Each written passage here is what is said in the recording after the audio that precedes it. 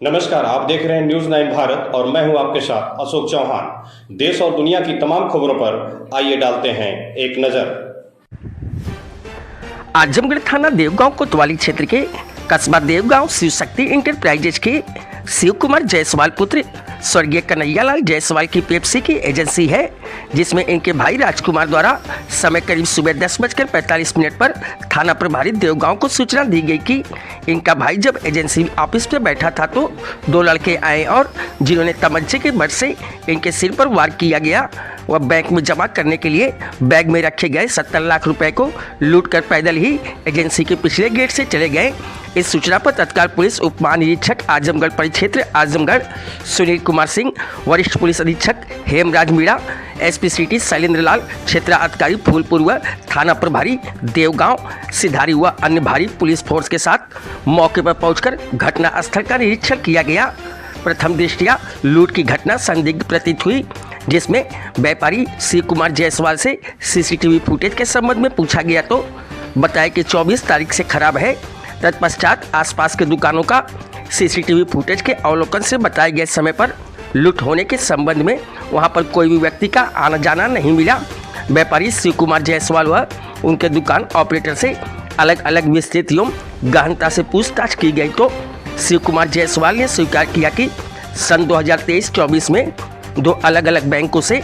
1 करोड़ 5 लाख रुपए धनराशि का लोन लिए थे, जो समय से रीपे नहीं कर पा रहे थे। इनको जनवरी माह में एजेंसी में 70 लाख रुपए जमा करने थे, वो भी जमा नहीं कर पा रहे थे। 24 जनवरी 2025 को मीटिंग के बाद ये फैसला हुआ कि 27 जनवरी 2025 तक पैसा जमा करना है। बाद मीटिंग योजनाबद्ध तरीके से इनके द्वारा अपने एजेंसी के सीसीटीवी फुटेज को बंद करने के बाद आज जब इनके पैसा जमा करने के लिए नहीं थे तथा इन्होंने अपने दुकान का इंश्योरेंस करा रखा था, जिसके द्वारा प्लान करके लूट की झूठी सूचना पुलिस को दी गई। जांच उपरांत लूट की घटना झूठी पाई गई। झूठी सूचना देने पर शिव कुमार जायसवाल व इनके ऑपरेटर जेबा निषाद के विरुद्ध मुकदमा पंजीकृत कर नियमानुसार कार्यवाही की जाएगी। देवगांव में आज सुबह करीब 10:30 बजे के आसपास में एक शिव कुमार जायसवाल नाम से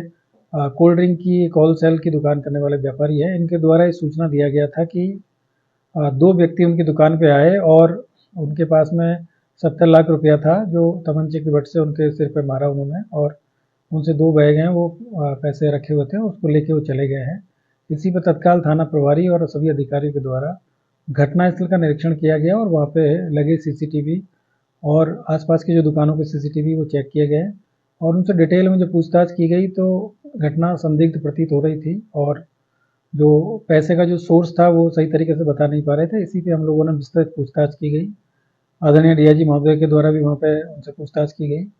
और जो ये देखा गया कि उन्होंने अपना सीसीटीवी बंद किया हुआ था और दुकान पे उस समय 2 ही लोग थे, एक वो और एक उनके कंप्यूटर ऑपरेटर। इन दोनों से जब अलग अलग पूछताछ की गई तो कुछ चीज़ें संदिग्ध प्रतीत हुई और फिर बाद में जब पूरा हमने जांच पड़ताल किया गया तो ये जानकारी प्राप्त हुई कि उन्होंने 2 बैंक हैं, एक एक्स्ट्रा कैप के नाम से एक फाइनेंसिंग बैंक है और दूसरा बैंक है। उन दोनों बैंकों से इन्होंने मिंटीफाई के नाम से एक और बैंक है, इन दोनों बैंकों से करीब 1 करोड़ 5 लाख रुपए का लोन इन्होंने 2023 और 24 में लिया था, जो ये रीपे नहीं कर पा रहे थे और अभी इनको एजेंसी में करीब जनवरी माह में करीब 70 लाख रुपया जमा करना था और 24 तारीख को इन लोगों ने मीटिंग भी किया था सभी जो इनके और जो सब डीलर है उनके साथ में। तो इनको करीब 70 लाख रुपए का इन्होंने उस दिन डिसाइड हुआ था कि इस मंडे को जमा करना है और आज जब इनके पास में पैसे नहीं थे तो इन्होंने फिर इस तरीके से प्लान करके झूठी एक सूचना दी है। वहाँ पे इस तरह की कोई घटना नहीं हुई थी और इनके पास में पैसे भी नहीं थे। 24 तारीख को इनके पास में 1 लाख रुपया कैश था, बाकी जो भी पैसे इनके पास में कलेक्शन के आए थे वो सब बैंक में जमा है। करीब 12.5 लाख रुपए का कलेक्शन हुआ था। इसके अलावा इनके पास में पैसा नहीं था और आज चूँकि पैसा ना देना पड़े और दूसरा इन्होंने अपने जो दुकान है उसका इंश्योरेंस करा रखा था, तो इस तरह की कोई घटना होती तो उनको इंश्योरेंस इसमें मिल जाना था। इसी को लेकर इन्होंने प्लान करके और 24 तारीख को प्लान किया, पहले अपना सीसीटीवी बंद किया और आज इस तरह की जो झूठी सूचना इन्होंने पुलिस को दी, जिस पे हम लोगों ने पूरी पूछताछ की गई और पूछताछ के बाद में ये सब चीज़ें सामने आई कि इनके पास में पैसा था नहीं और जो पुरानी इनकी देनदारियाँ हैं वो भी इनके पास में कई लोगों का कर्जा था और बाकी जो बैंक है इनका करीब 1 करोड़ 5 लाख रुपए बकाया है और ये जो एजेंसी के नाम पे जो पैसा इनको देना था वो भी ये कलेक्ट नहीं कर पाए थे अपने डीलर से। तो उसी तरीके से इन्होंने प्लान बना के और आज ये सूचना दिया और फिर उसके बाद में पुलिस को बताया गया और अपने ऊपर थोड़ा इन्होंने खुद ही मार के और चोट भी पहुंचाया गया और फिर उसके बाद में अपने आप को हॉस्पिटल में ले जाके और फिर इन्होंने तो सूचना दिया था। तो ये अभी इनसे सारी चीज़ें जब इनसे पूछताछ की गई तो इन्होंने इस चीज़ को स्वीकार किया है कि इन्होंने अपने व्यापार में घाटा जाने की वजह से और तमाम समस्याओं को लेकर इस तरह का प्लान करके एक झूठी सूचना दी थी। इसमें विधिक कार्रवाई की जा रही है और बाकी जो तथ्य हैं उनके आधार पर इसमें आगे की कार्रवाई की जाएगी। जिस तरह से पुलिस को गुमराह किए रहे, काफी झूठी सूचना 112 तक पे थी, इसमें महिला स्टाफ भी थी, उसका भी रोल था, तो पुलिस के लिए कितना चाहिए था और कैसे पुलिस को कामयाबी मिली इस पे? देखिए बहुत ही आज के टाइम पे इस तरह की जो घटना है वो बिल्कुल भी एक्सेप्टेबल नहीं है और हम लोग लगातार इस तरह का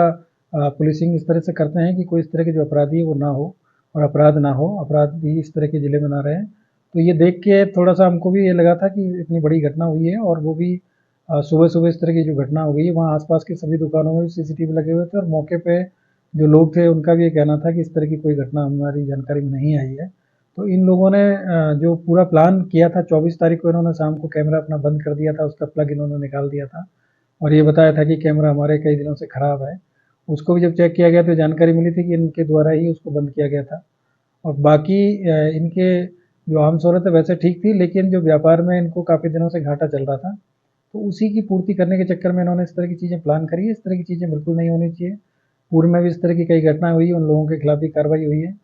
और इससे न केवल हम लोगों का काम बढ़ता है बल्कि एक तरीके से प्रदेश की कानून व्यवस्था है उस पर भी प्रश्न चिन्ह उठता है। तो ऐसे लोगों के खिलाफ सख्त इसमें कार्रवाई हम लोग करेंगे। ठीक।